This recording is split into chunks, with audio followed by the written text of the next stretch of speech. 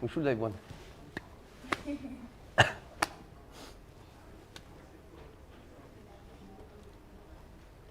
we are live.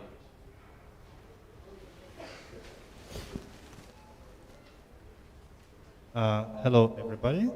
Thank you for joining us, both online and offline. And thank you, Clément. Thank you, Peggy. I hope you see Peggy Mason. She's a little far from the screen. Grégoire, coupe le micro And par là. Clément. Éteins le parleur. Yes. And thank you, Nikolai, for joining us online. Oh, Nikolai? Yes, please. So we have the three speakers. And my name is Rushan, and thank you again, Clément, for helping us doing this wonderful event here. So the idea of today's roundtable is actually to talk about consciousness and artificial intelligence. The talk should be very practical, not much philosophy, unfortunately or unfortunately, because the idea of this roundtable and the subsequent ones is to try to create a space where neuroscientists could discuss with data scientists similar topics which bother both sciences, like consciousness, intelligence, attention, awareness, wakefulness, and the like. Because both sciences do work with the same subject matters. Neuroscientists try to understand why we're conscious, what it is to be conscious. And data scientists, they try to imitate consciousness without really understanding what intelligence is in general, which is difficult. And we as Creative Cluster decided to try develop this such a discussion space. We plan to have more roundtables, hopefully with the cooperation of Institute for Future Technologies and with you guys, and with Chicago University represented by Dr. Peggy Mason. We also plan to do newsletters after each event, not just a transcription of the recording, but trying to inspire you guys right on topics discussed at roundtables, making it like a popular science newsletter for both neuroscientists and data scientists, so we could all explain to each other what we do, basically. Hopefully it would inspire new interesting research for data scientists and for neuroscientists. And in this way, we will understand ourselves, our consciousness, intelligence better, hopefully creating better products for people to use. And the first part of I will, of course, allow you all to briefly introduce yourself. And the first question, though, just to save time, would be, please introduce yourself one by one. We'll start with Dr. Peggy Mason, then Clément, and then Nikolai, who is online. And then please tell us, what is consciousness for you? How do you understand consciousness? It could be scientific, could be philosophical, but your understanding of consciousness, please make it as practical as possible. And be aware that we are on Zoom, we are online, and there are people from data science, maybe somebody's from neuroscience, but most of our audience today is data scientists. So, Peggy, I know you can be, and you will be very, very easy to understand, but also up to the top scientific level to understand. So please, Peggy Mason, Doctor of Sciences, author of the textbook on neurobiology, very famous in the United States. I'm here. Thank you for joining us, Dr. Peggy Mason. And Thank please you. introduce yourself and tell us what is consciousness for you. Okay, so my name is Peggy Mason. I'm a professor of neurobiology at the University of Chicago, which is in Chicago. And we actually have a home here in Paris in the 13th arrondissement. And so I'm here every year teaching our students for 3 weeks. And so it was just lucky that we could do this right now. So, I really did try to tell Vitaly that I am not that interested in consciousness, and I'm going to now justify why I'm not that interested. The nervous system is arguably built to move an organism. So you need it to move. You don't need it to do anything else. If you don't need to move, be a plant. If you need to move, build a nervous system. What the nervous system then has a little bit of a problem because it's embodied, and when it moves itself, and then external forces can also move it. So this is basically a Helmholtz problem. You know, did I move my head or did somebody just punch me? I have to be able to distinguish those two things. You know, did I push on my eye or did my head or my gaze shift for some reason? These have to be distinguished. So one way that we do that is that we get a copy of everything that we intend to do, every movement that we intend to make, and we get a copy. You could then, I mean, this is a little glib, this is a little facile, but you could argue that the perception, this perception of stimulations of the external and internal world is just an epiphenomenon of knowing whether you did something or not. That per se, it doesn't do much. Now there's problems with that argument. You can't go all the way. We do need perception to, for example, recognize individuals, recognize friend from foe, prey from predator, etc. So there is a role for perception, but there's also a great extent to which much of the sensory information that comes into us is used as an epiphenomenon to make sure we know what the self did versus what outside did. The second point that I will make is that we lie. We don't lie intentionally, we lie because we don't know any better. I asked you why you did something, you tell me a reason. Sounds good to your left hemisphere, I can guarantee it. Is it accurate? Probably not. So most of what you do, from the moment you get up to the moment you go to sleep, is unconsciously based. It is not based on consciousness. You get up, you brush your teeth. I guarantee you, you are not consciously thinking about how to brush your teeth. You go make breakfast. This is all routine. These are practiced habits. They do not need supervision. They take place very fast, and we're very good at that. So this is the second reason why I'm not that enamored with consciousness, is because it's not that believable. Most of what you do is done for reasons that you could attempt to explain, but you're probably wrong. And that has been one of the great outcomes of psychology over the last, I'd say, 100 years.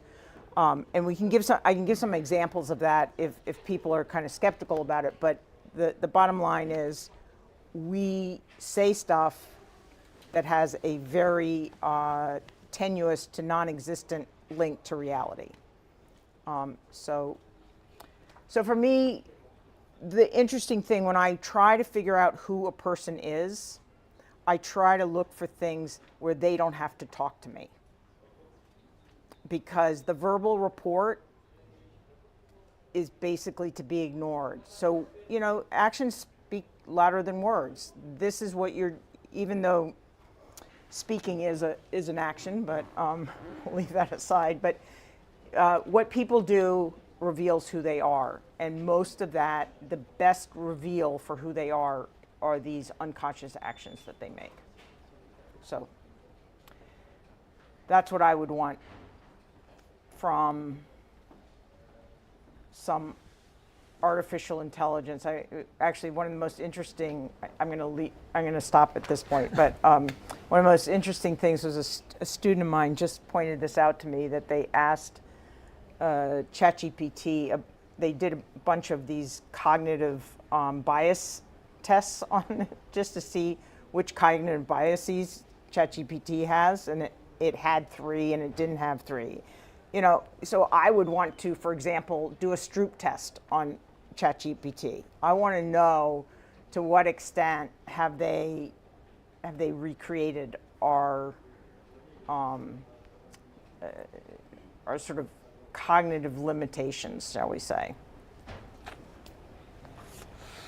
Right, so I'm Clément Duhart. I'm director of the Institute for Future Technologies that's hosting this roundtable today.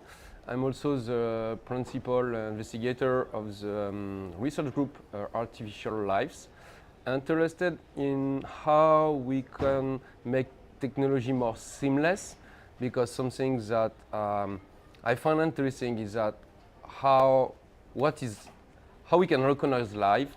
We recognize life when we don't see it. I mean, when we go in the forest, there is life everywhere, and what is magic with life, it's working on itself, and we don't see it, and that's how I consider that we should consider technologies that we develop every day that create a friction for human, and also important cognitive load, and we can figure out that our smartphone are ringing every day and driving our intention, which I think reduce our ability to think and to evolve in a way, because we are just following a machine. So the question is, how can we make technology seamless? So that means the machine should be able to fix itself, to adapt itself to our interaction, and we don't have to read a very complex manual or be an expert just to use it. But for today, because so my background is about artificial intelligence, I started this field almost 20 years ago. So I was very lucky as a student to follow all this amazing emergence of artificial neural network, starting from very beginning naive model who start very bio-inspired. I mean, at my very early stage, we was really engaged in this bio-inspiration. And what is interesting about all of this artificial intelligence fields that emerge is that we have been able to keep all of this bio-inspiration all along the way, which is amazing. We'll probably discuss a bit further for that. But today I will also be discussing about consciousness, because I'm obviously not a psychologist and I don't know anything, but I practice karate. And so to answer what is consciousness for me, it's not with the data science field. It will be more about the karate and what we learn when you have to be super aware. You have to free your mind, and in a way to be able to go in a very meditative state.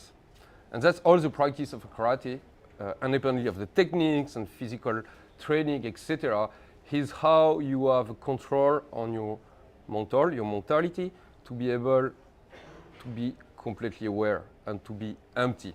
And so consciousness, in a way, I'm not sure is something.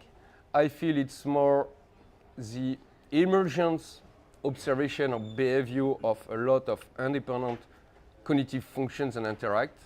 And so I'm not sure consciousness is something. I think it's more nothing, the white noise when all of our cognitive functions are relaxed, including perception, etc., like waiting states. Well, thank you, Clément. Nikolai? Wouldn't hear.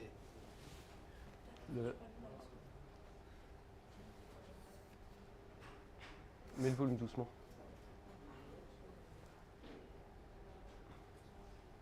Sorry, Nikolai, we have some problem with the sound. We don't hear you. Sorry, Nikolai. Yes, now we do. Sorry. Yes, can you repeat, please? I think Vitaly wants us to talk about techniques. We can talk about techniques issue instead of philosophical aspect of what is consciousness. Sorry, we had a Wi-Fi crash. I'm sorry. We lost Zoom and now we back. Gregor, do we have the sound? 1 second. Sorry, Nikolai.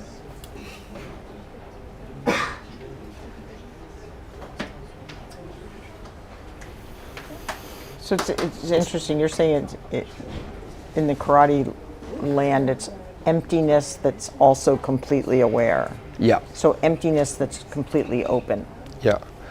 And very interesting exercise is that when when you are beginner, first of all, you learn not to close your eyes when you're afraid. Then, with more practice, you'll be able to read in the eyes.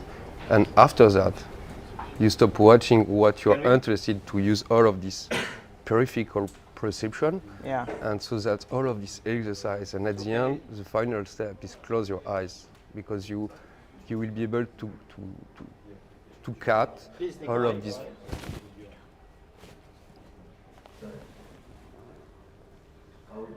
Yes. Yeah.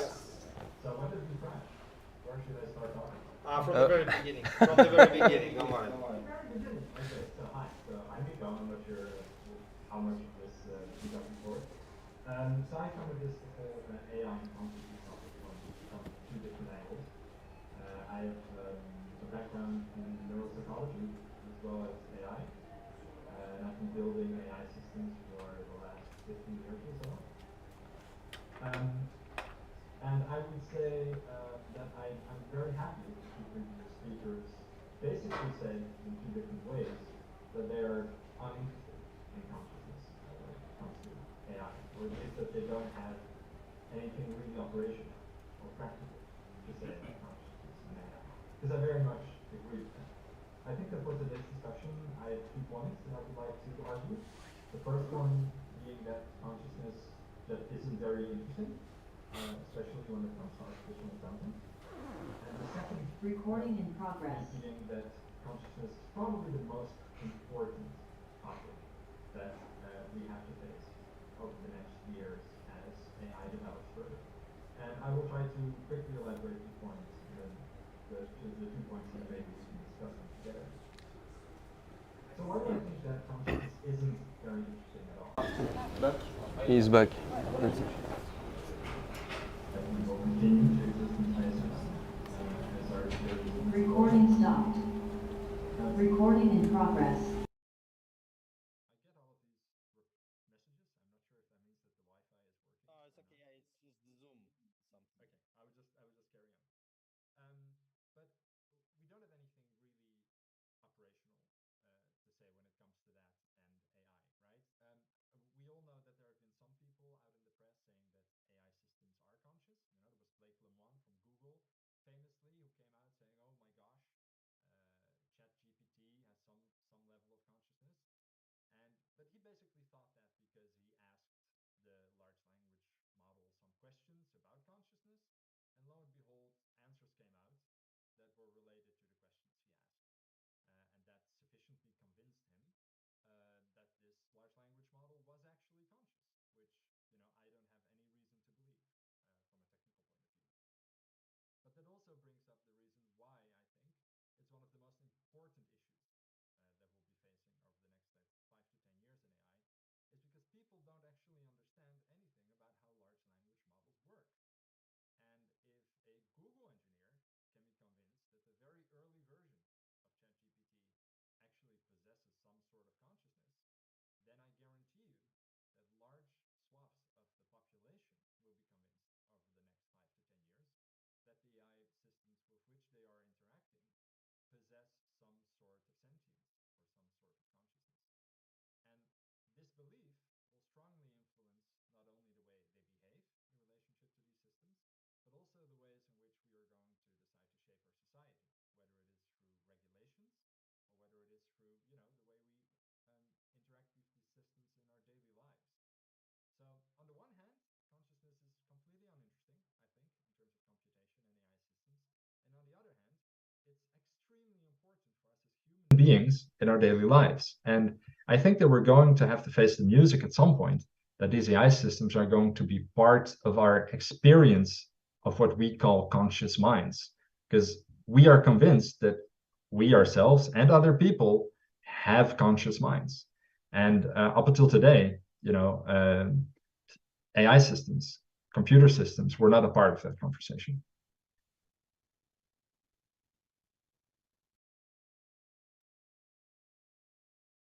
Well, thank you, everybody.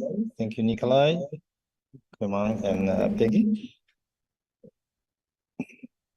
So my next question is, sorry, we have some little problems with the sound, because it's difficult to get the SMX event. Okay, so my next question is, okay, well, it's difficult to understand what consciousness is, what intelligence is, but why we need to talk about it is because we speak about artificial intelligence or something like this. It doesn't exist, in fact, but everybody knows AI is artificial intelligence. So it's important also to kind of deal with the issue of what intelligence is. Well, I think it is important. At the same time, while there's no definition of consciousness or intelligence, there's no one definition that everybody agrees to. In neuroscience, there's lots of research done in the field of the so-called neural correlates, when neuroscientists try to relate consciousness, intelligence, whatever attention parts of it, to specific parts of the brain, of neural activity. And Clément also said that he was inspired in his research by biological development of organisms. So, can we really locate consciousness, intelligence, whatever, to some particular biological patterns or biological spaces of the brain? And in a more general space, is intelligence and consciousness, let's just put it together, well, not just for the sake of the discussion, is it a biological or an information phenomenon? Please, Peggy. I mean, to your last question, I don't see a difference between biological, I mean, everything. I'm just too much of a materialist to, to separate that from anything else. Yeah. Because some people take it differently, so it's we have three speakers. We may have three different answers. We may have the same. I don't know. I mean, I have two thoughts. One is there was a neurosurgeon who got a little lost as he was doing, I think he was doing a pallidotomy, which means you have to get pretty deep into the subcortical part of the brain. And he ended up stimulating in an area called the claustrum, which is this very thin little section of cells. And every time he stimulated I actually can't remember which way it was. The person lost consciousness or gained consciousness. I think he must have lost consciousness. Actually,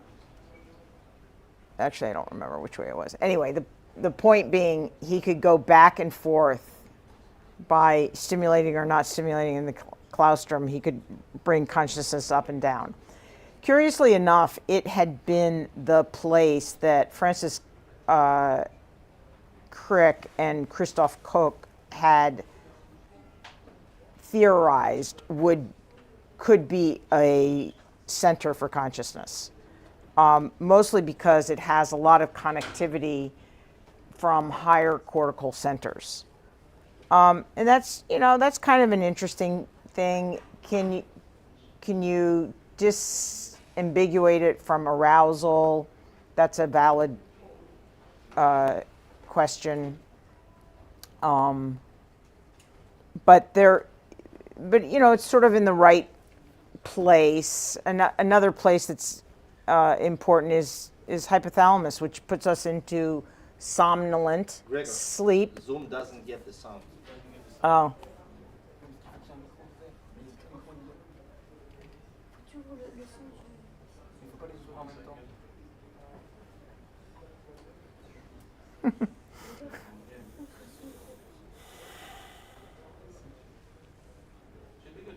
Okay, good. Yeah.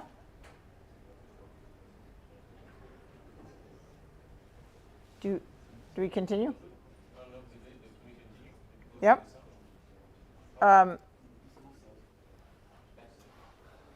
You know, so there's also somnolent states that are the same. The structure is the same, and the only difference is the connectivity and the activity that separate you from being asleep or being awake. And so that's another place. But again, is how much are arousal and consciousness overlapping or not? The only other thing I would say is, you know, and this is a question, I don't have an answer for this, but does it matter to you more whether a artificial computer system is conscious or intelligent? I mean, let's go with conscious versus a cat versus another animal that we don't care as much about, such as a mouse, versus an invertebrate, such as an ant. Why do we care per se about computer systems rather than other animals, which arguably are easily viewed as conscious, at least the mammals, possibly the vertebrates? Yeah, that's very interesting. I just want to go a bit back about all the artificial intelligence fields, how it has been built. Initially, as we discussed, we bio-inspire build a neuron model, and then we try to develop to solve task-oriented issue. And so initially we did supervised learning, right? Yeah. We just basic classification. It failed for a while because we tried to control what the system is doing. So we limit the number of neurons, and then we have to find new algorithm. And at some point, it was kind of magic for the community. Just figure out, oh, if we put a lot of neurons, just it work. Why? Just in more data, more neuron. And why we never tried that before? Okay, first of all, we don't have the data that we have now thanks to social media. And at the same time, the power of computer science. So in a way, I'm thinking society can develop artificial intelligence when it gets a certain maturity, which is something that I found very funny in terms of civilization. But what is interesting is that since this day, now we figure out that we are in a new domain that I will prefer to call artificial neuron engineering. So that means now we build neural function, similar like how can work our brain for computer vision, for natural language processing, etc. It's subset of type of neurons that we then interconnect to do something. Consciousness for some people,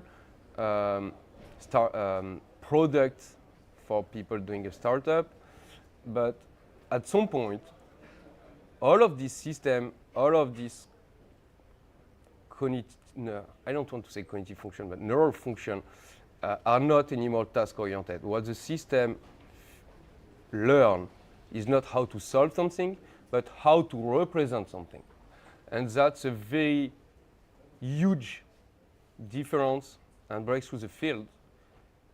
And system now, when we feed on data, are learning what's the best way to represent information, which in a way, when we think how we represent our world, I mean, we discuss with all of this language because our own human internal representation of the world is quite different, right? And that's how we discuss and find compromise to find alignment and agreement on how looks like the world. And that's all the story of science. We build models, mathematical models, to find an agreement on how we perceive the world and how we understand it. And that's very funny because now in artificial intelligence, we are right at this stage. Now the question of consciousness, I just want to have a highlight on attention mechanism, which is the other breakthrough of artificial intelligence. Because the system has been able to build internal neural representation of the world, it did it by building abstraction from very low-level feature of the information to very more complex and even in the visual field, including texture and complex visual representation. But the thing is, among all of this very high dimensional space of representation of the world, how a system can retrieve information. It needs to be able to filter, to have attention. And so we focus on the information, and now we build system over system, attention mechanisms that learn how to navigate in internal representation of a system. And when we start talking about AI working on multimodal interface, including computer vision and natural language processing, let's say you ask it to artificial intelligence system, what is beyond the table? So first of all, the system has to be able to understand the question. So you need to have representation of the question with the language. Then he has to be able to understand the scene. So it's another computer vision system. And you need another one to be able to bridge both, to figure out, oh, what means this question in this other world representation in the visual field. And that's the attention mechanism. And when he is able to retrieve this information, say Vitaly is on the chair, he has to provide us the answer. So another system has to get this output of this neural representation of the answer to be able to retrieve to another space. So at the end, system first of all learn how to represent the world, then system learn how to represent and to have attention in this neural representation, and now systems are more filtering the information. Like in a way, maybe what our consciousness is doing is that our body is receiving a lot, our brain is receiving a lot of information. And our consciousness is probably not anymore an attention as we consider it, but much more the outcome of a subset of filter that our brain is perceiving. So quite exciting. Thank you. And Nikolai? So, Grégoire, haut-parleur. Coupe les micros.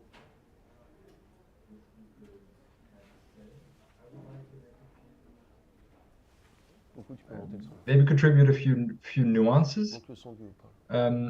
One is to say that neural networks, as we know them today, are large language models.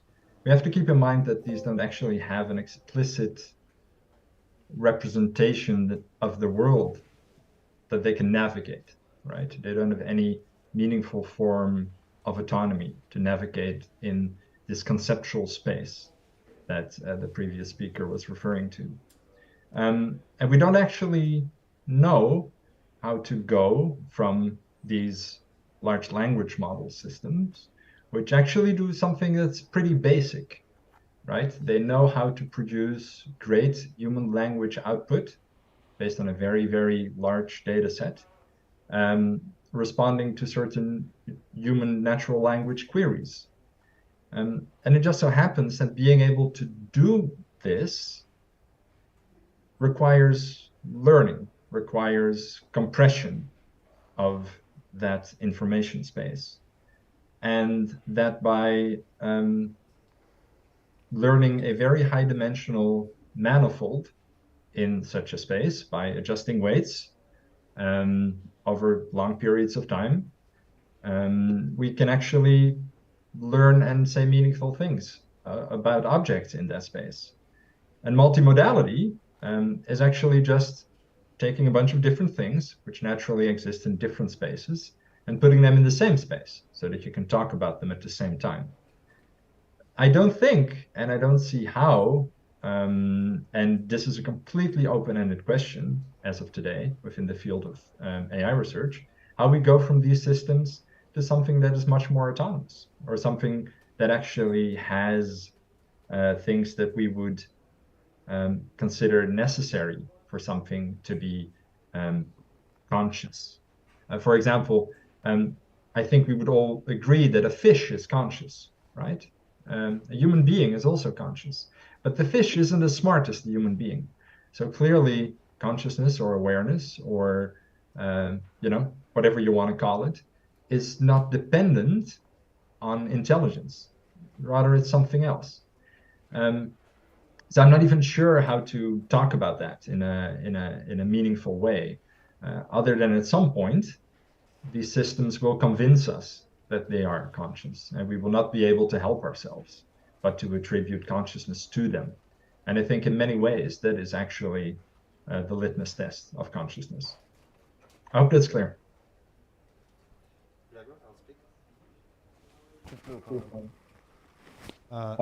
Thank you. Yeah, thank you. And the question is actually, do you, data scientists, learn anything from neuroscience, if anything? For example, you mentioned, Clément, the abstract representation of the world, which is being developed now with neural networks.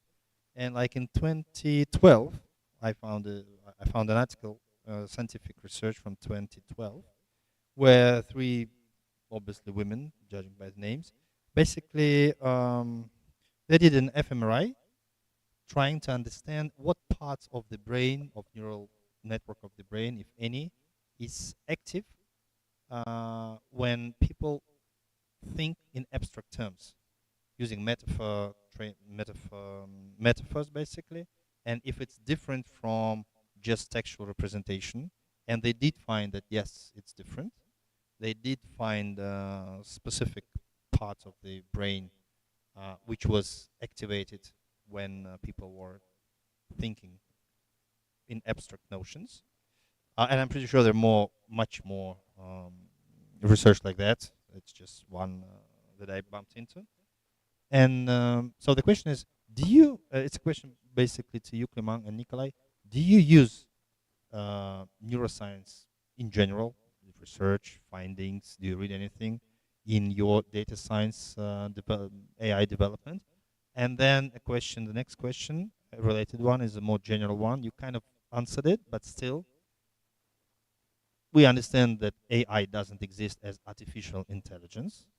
IBM starts calling it augmented intelligence, okay? But what is AI? I mean, what is the difference between AI and ML and whatever? I mean, is it the same or is it different? And how do you deceive the whole world into thinking that artificial intelligence is being developed? That's a very important topic about AI. AI doesn't exist, it's a field of research. And in this field, mainly there is two main way to think or approach. The first one historically was the symbolic artificial intelligence with the pioneer Marvin Minsky from MIT. The main goal was how we can, with a computer, modelize a reasoning process from human. So this field observe human behavior and try to modelize that as mathematic rules to be able to simulate human behavior. The other area is called statistics, or now differential computing, which include deep learning, machine learning, which in a way is not using symbol and doesn't try to model something, but try to learn or self-organize the information. So in one way, the first field is focusing on modeling the process, while the other one try to emerge pattern in the information. So the first one is obviously very human-oriented. The other one even not necessarily working about AI, so that's why it's called in data science. It's a data domain. But in both cases, these two subfields has been very bio-inspired all along the way. The first one, obviously, the first field is super old. I mean, it's since Greek, right? It's Aristotle, and it's all this logic and deduction, adjunction, subjunction, all of this modelization of reasoning system. It just with a computer we can play it, but it was based on observation of human behavior that we got this inspiration. On the other field, there's two different scale bio-inspiration. The first one was obviously with a neuron, with Rosenblatt. when we just try to modelize mathematically what can be a neuron and start to build structure and figure out what we can do with that, how to make it work. And then all along the way with deep learning now, all of this, we observe how brain, we suppose, work, like computer vision, like, for example, convolutional neural network is very inspired from visual cortex. I mean, based on neuroscience work, but also recurrent neural network, obviously reinforcement learning. Reinforcement learning is exactly the model, the very basic model of dopamine, melatonin, and serotonin chemical reaction produced by our brain, which, by the way, induced with the body. So the question about consciousness will be, can we be conscious with our body? I'm not, I have my pretty idea too, but maybe we'll talk a bit later. So yeah, we have all of this bio-inspiration, but something very funny is that results sometimes obtain analogy with bio observation as well, which is very amazing. For example, all of this hierarchical abstraction in a convolutional neural network can be observed also in a brain. And so for your first question was, is there some part in the brain when it's concentrate all the abstraction? I'm pretty sure there is one very powerful to make very complex high repentant, but I'm pretty sure that all part of our brain is building abstraction in any cognitive function as in neural networks. Thank you. And Nikolai?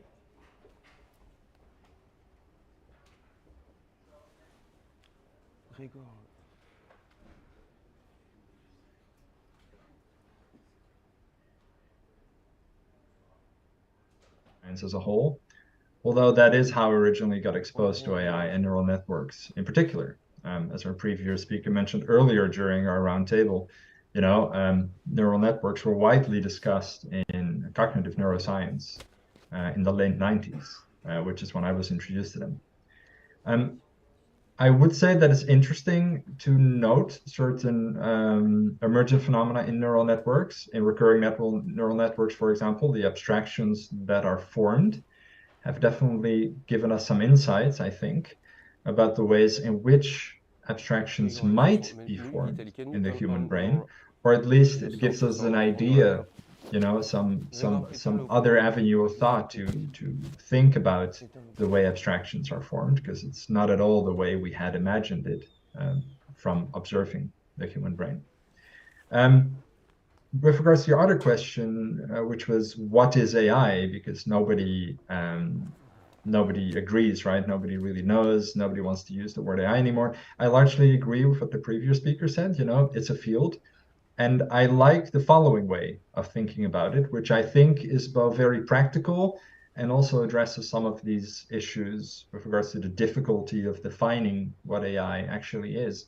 I think it was Neil deGrasse Tyson, the very famous popular science guy, who said that with regards to God and religion, said that God is an ever-receding pocket of scientific ignorance that's getting smaller and smaller as time moves on. And I think a similar definition can be used for artificial intelligence by saying that AI is an ever-receding pocket of human tasks that computers cannot perform, which is becoming smaller and smaller as time moves on. And that's actually a joke that we used to make when I was back in college, that as soon as something is solved, as soon as we know how to do something, it becomes computer science. And if we don't know how to do it yet, then it's artificial intelligence. I like that. That's a good one. That's a good one. Thank you so much, Nicola. Everybody loved it. And my next question is, why we still need to, I think, try to understand what is consciousness, intelligence in general, is because we really need to answer one question. Can a machine think? Can we really build an intelligent machine? Because as Peggy mentioned, as there's global workspace theory, information integrated theory, neuroscience, saying that yes, we need to be aware, we need to be able, and that's great. So, sorry, it's complicated to do mixed and keep forgetting some things. So it's interesting also to understand our approach to consciousness, because this is how we will either create something artificially intelligent or not. And you said, Nikolai, before, to be consciousness is not equal to be intelligent or smart, which is completely true. And we want to build an artificial intelligence, so a smart machine, which will do whatever we want it to do. So the question is again, can we really build something artificially intelligent in general in the future? Maybe not now. Or it's impossible by definition. So what do you all think? Peggy, you can start. I don't think I'm the That's one. a tough question. I don't think I'm the one to ask. And it's- And They don't get the audio again.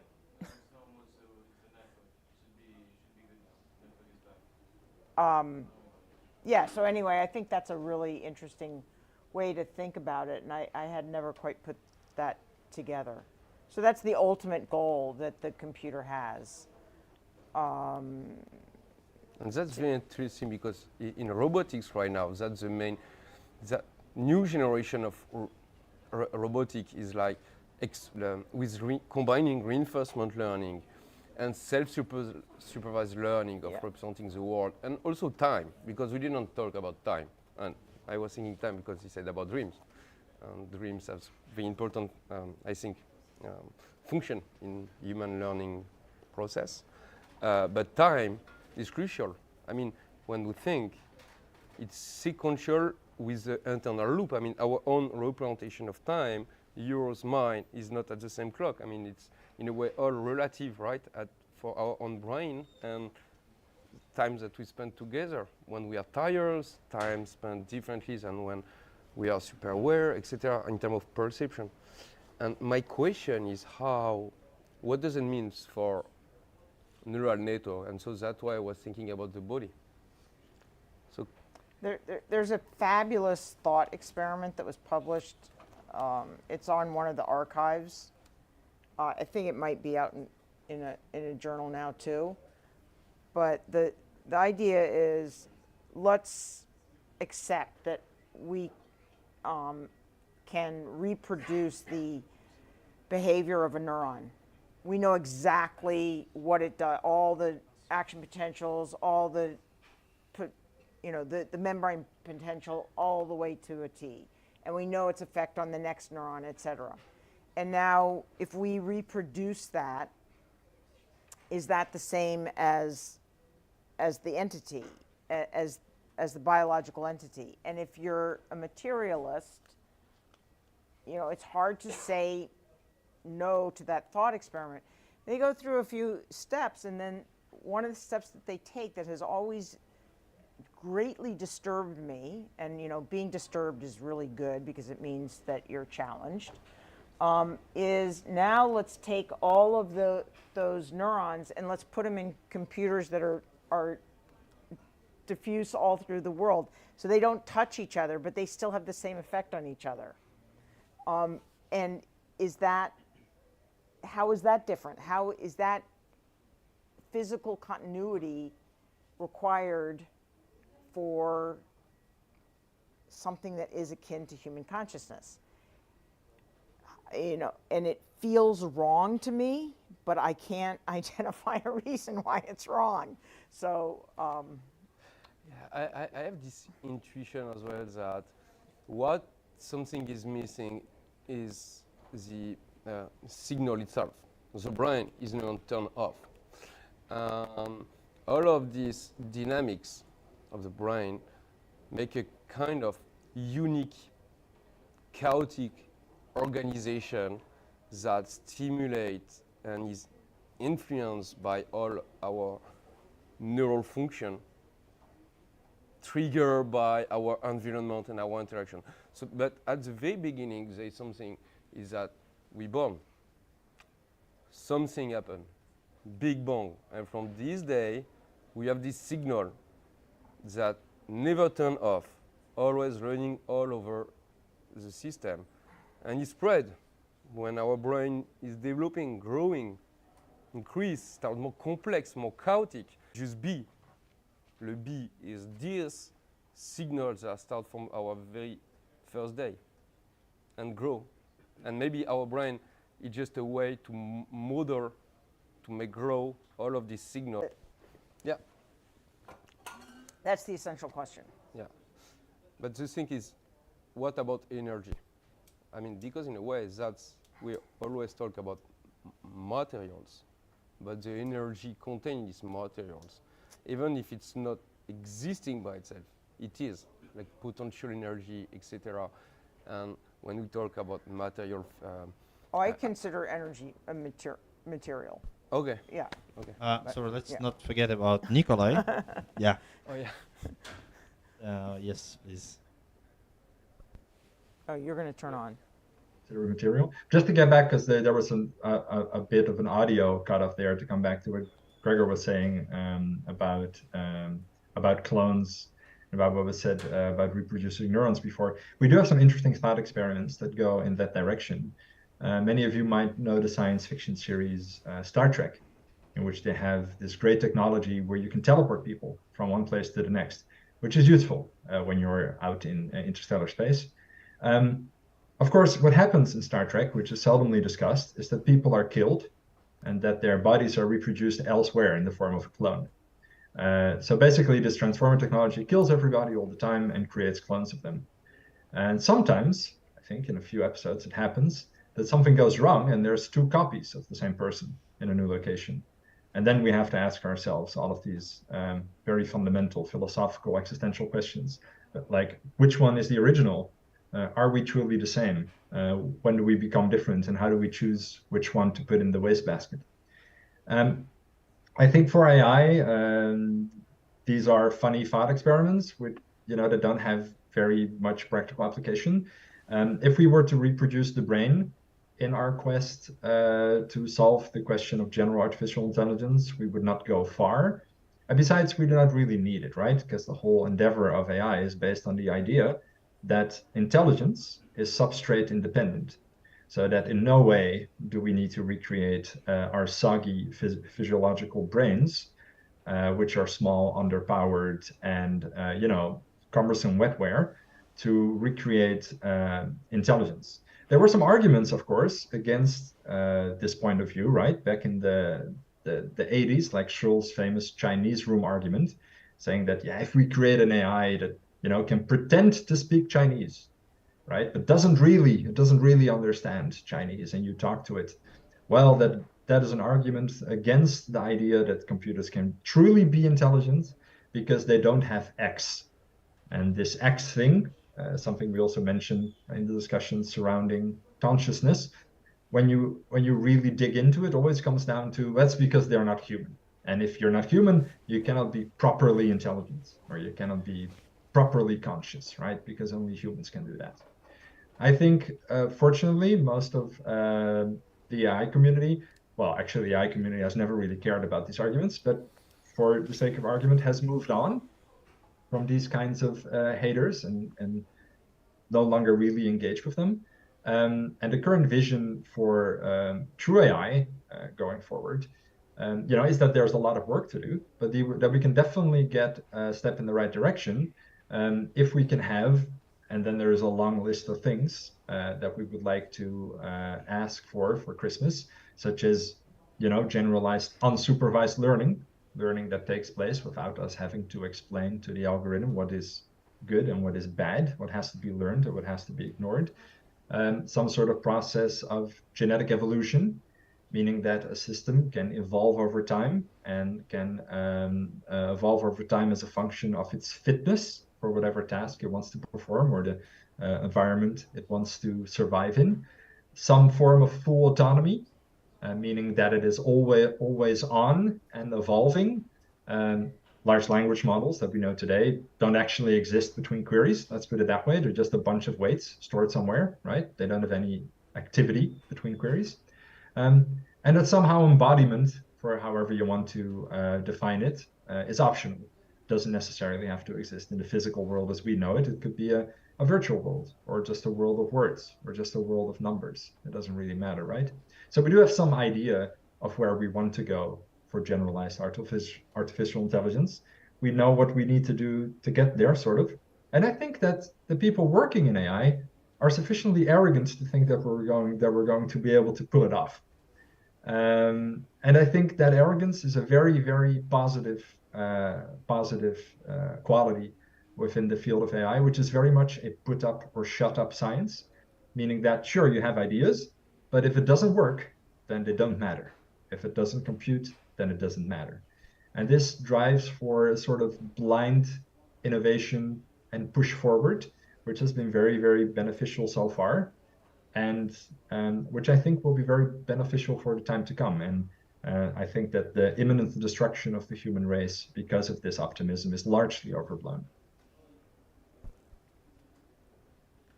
Well, thank you, Nikolai.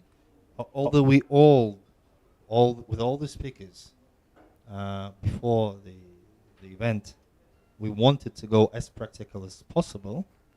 At the very end, we still come back to philosophical experiments and approaches, because definitely this is the question. Intelligence and consciousness at the state of our understanding are impossible to avoid philosophy, unfortunately, for the scientists, because this is not some empirical science, unfortunately. Still, if anybody has any questions, this is the time to ask our speakers, just a general question, or you may direct it to a particular speaker. Do you have any questions to ask? So ask the audience. Yes, please. Yeah, it was for. Okay. Yeah, it was for Dr. Mason. You said that you are materialistic. So. Proche? Okay. So you said that you are materialistic. So what do you think about like the exploration of like the origin of our neural cognition through, for example, source detection with it works. With I don't know EEG or FNIRS technology. I'm not understanding the question. What do I think of what? Since you're materialistic, you do believe that Yeah. we can retrace the origin of neural cognition mechanism through EEG source detection or FNIRS? I think that what I So I have to repeat the question for the Zoom. yeah. So what the question is if I'm materialistic, do I think that I can predict things through EEG and other? You could trace back. Yeah, like we can trace back. So sorry for the Zoom speakers, because it's a mixed event. It's a little complicated. Do you hear me? The Zoom speakers, do you hear me? Yes. So the question is to Dr. Peggy Mason. She mentioned that she is materialistic. So the question from the audience is, does she think that she, as a scientist, can trace back and revert the development of the neural network, neural cognition back? This is the question? Yeah, it's like more, actually there is already research that shows that a specific area of the brain are responsible for different cognition mechanism. But my question was like, is it possible to explain everything, like all of the cognition mechanism? Rather So and the question is, sorry, and the question is actually from the audience, because of the so-called modularity theory, when different models of the brain are responsible for different cognitive functions. The question is, can we really explain all the cognitive experience and functions, well, according to our materialistic approach? So so my answer is basically that I think everything has a physical antecedent. I don't think that everything is predictable in time t+1. So yes, it's all there. No, we can't predict it because we're basically too ignorant. So we still have all this stuff that we don't understand. Do I think we'll get to a place where we can predict? No, I don't. I think it's super complicated. I think it's, and it's super chaotic. I mean, there's so much that sits there by chance, both in this present moment and in all the times, the minute times beforehand that we just don't know. Yeah. So there's a real difference between physically responsible and predictable, not predictable. Yeah. Please take the mic. So on the, I would like to add something on your question. Because, for you, you say we can't use the past to predict the future. If I understood well, we can't predict the future because it's too chaotic and there's so many things. But do you think we could trace back whatever happened? Or really precise example, do you think we could use the present state of a brain, such as an IRM or anything to read the actual form of our brain, to trace back things that happened in our life, such as, I don't know, explain traumas or good events, or it's too many.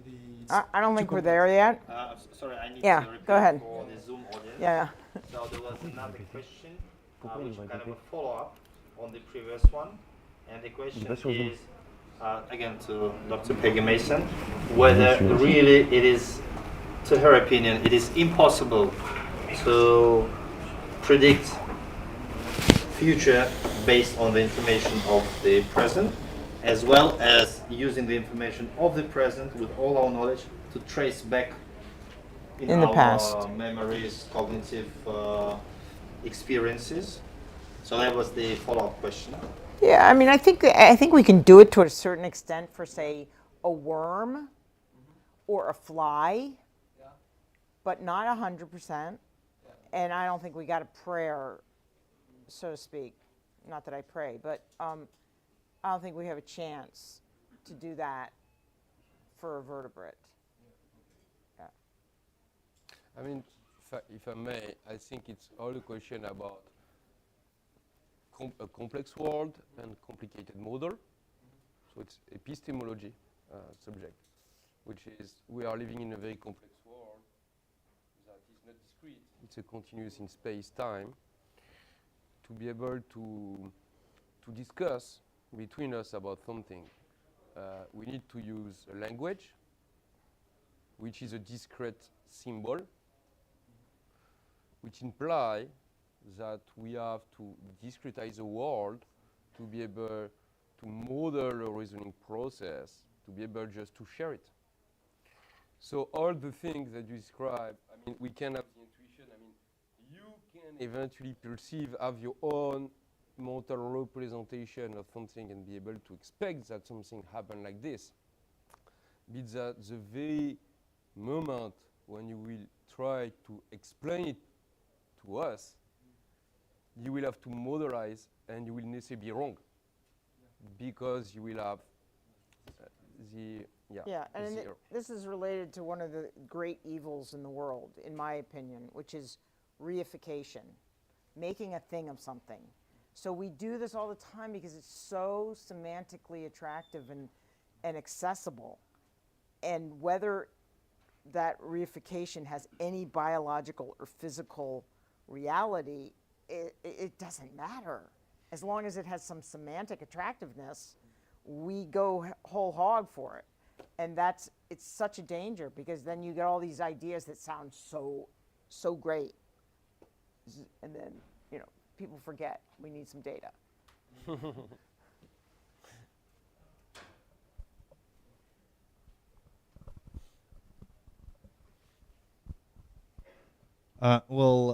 Thank you, everybody. Thank you for attending this first roundtable. Although we did come back to philosophy in the end, because that's obviously what's interesting. I actually love philosophy. What was interesting for the audience as well. I'm not sure it's... I may also add a little bit to your questions, maybe, if I may. This is actually the problem between statistics and causality. And this issue hasn't been solved in general in science.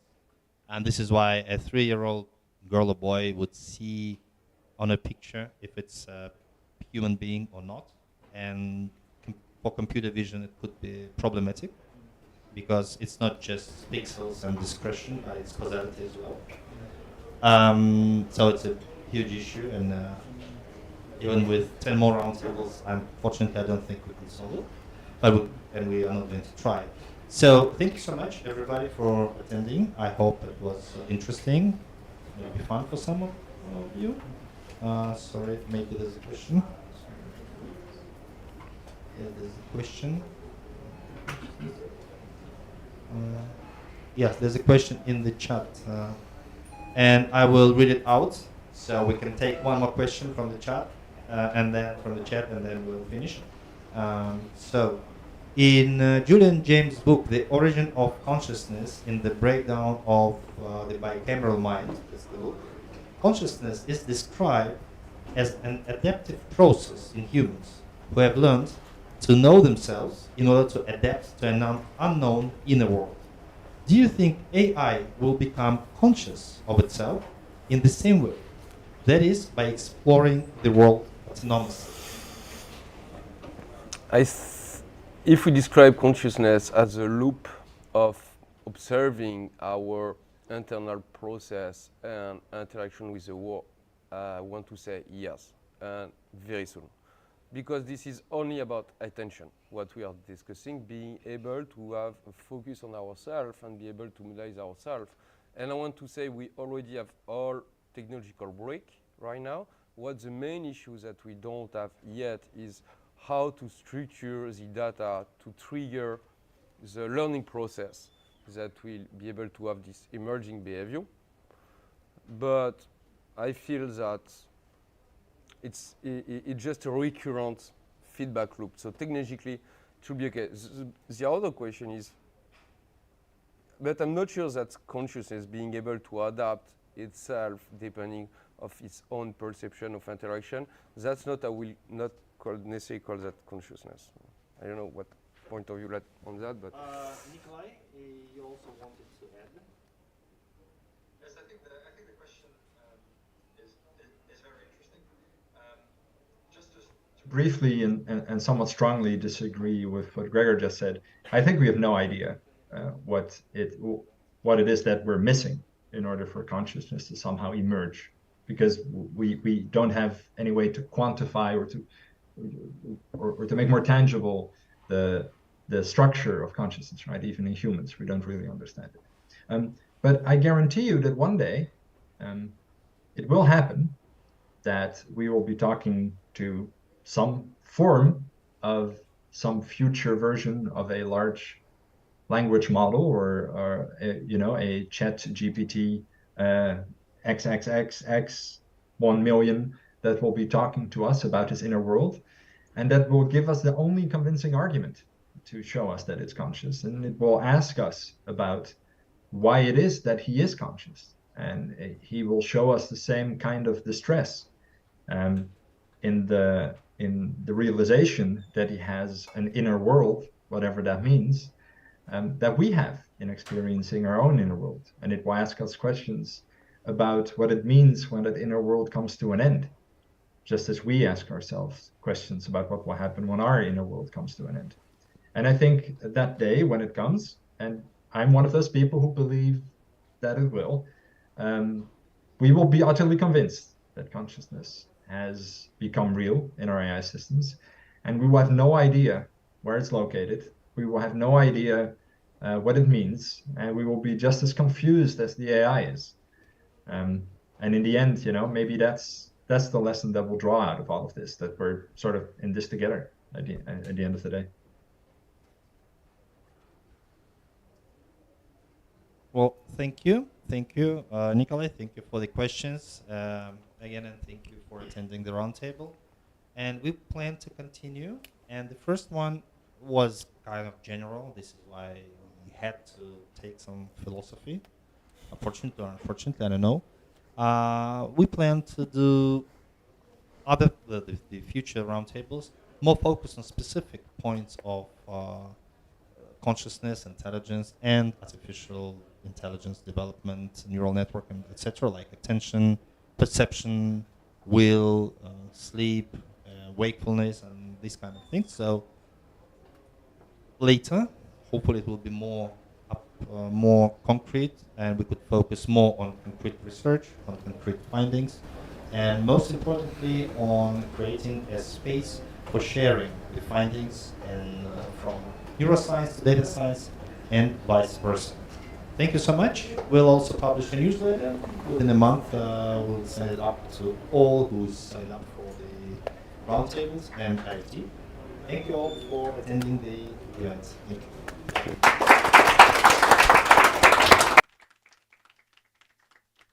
Saying about philosophy? Yeah. What were you saying?